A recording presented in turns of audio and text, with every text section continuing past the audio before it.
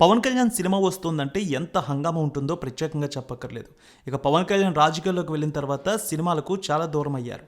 అయితే ఇప్పటికే షూటింగ్ మధ్యలో ఉన్న సినిమాలను వరుసపెట్టి పూర్తి చేస్తూ ఉన్నారు. అలా ఎంతో కాలంగా పక్కన ఉండిపోయింది హరిహర వీరమల్లు. మొత్తానికి ఇన్నేళ్ల విరామం తర్వాత హరిహర వీరమల్లు సినిమాని ప్రేక్షకుల ముందుకు తీసుకువచ్చారు. జూలై 24న థియేటర్లో గ్రాండ్గా విడుదలైంది. పవర్ స్టార్ పవన్ కళ్యాణ్ ఫ్యాన్స్ని విపరీతంగా ఆకట్టుకుంది ఈ సినిమా. ఈ సినిమాని మెగా సూర్య ప్రొడక్షన్ బ్యానర్పై ఏఎం రత్నం నిర్మించారు. ఇక ఈ సినిమాకి ముందు కృషి దర్శకత్వం వహించారు. తర్వాత పలు కారణాలతో ఆయన పక్కకు తప్పుకున్నారు. ఈ సినిమాకి ఏఎం రత్నం కుమారుడు దర్శకత్వం వహించారు.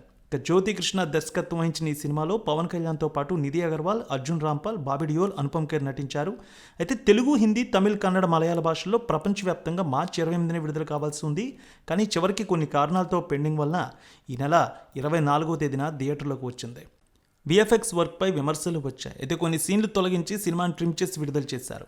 గత 5 సంవత్సరాలుగా షూటింగ్ జరుపుకున్న ఈ మూవీకి తగిన ఫలితమే దక్కిందంటూ అభిమానులు అయితే తెలియజేస్తూ ఉన్నారు. ముఖ్యంగా పవర్ స్టార్ యాక్టింగ్ అదిరిపోయిందని నెటిజన్లు, పవన్ కళ్యాణ్ అభిమానులు కూడా తెలియజేస్తూ ఉన్నారు. పవన్ కళ్యాణ్ కెరీర్లోనే అత్యధిక వసూళ్లు కొలగొట్టిన మూవీగా నిలిచిందంటున్నారు. అయితే వీరమల్లుకు బెనిఫిట్ షోల ద్వారా 12 కోట్ల పైనే వసూళ్లు వచ్చాయి. మొదటి రోజు 50 కోట్ల వసూళ్లు తీసుకొచ్చింది ఈ సినిమా. రెండో రోజు నుంచి మీడియం టాక్తో కలెక్షన్లు కాస్త తగ్గుముఖం పట్టాయి. రెండో రోజు 30 కోట్ల మధ్య కలెక్షన్స్ వచ్చింది. మూడో రోజు 16 కోట్లు, నాలుగో రోజు 12 కోట్లు, ఐదో రోజు 8 కోట్ల రూపాయలు, ఆరో రోజు 5 కోట్ల మేర కలెక్షన్స్ వచ్చాయి. ఇక ఏడో రోజు ఈ సినిమాకి 4 కోట్ల 20 లక్షల మధ్య కలెక్షన్స్ వచ్చినట్టు తెలుస్తోంది. ఇక స్టోరీ వైజ్ చూసినట్లయితే 16వ శతాబ్దంలో మొదలయ్యే కథ ఇది.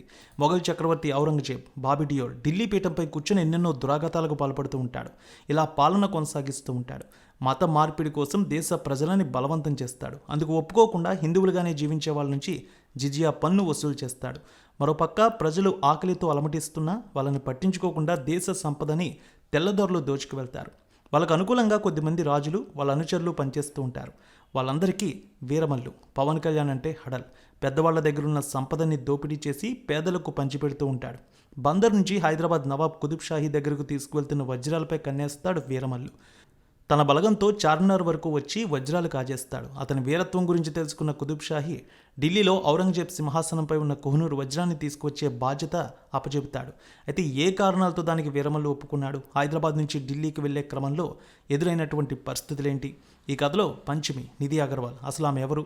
ఆమెకి వీరమల్లుకు ఉన్న సంబంధం ఏంటి? శత్రు దుర్భేద్యమైన ఔరంగజేబ్ సామ్రాజ్యంలోకి వీరమల్లు ఎలా వెళ్ళాడు? ఈ విషయాలు తెలియాలంటే వెండితెరపై సినిమా చూడాల్సిందే.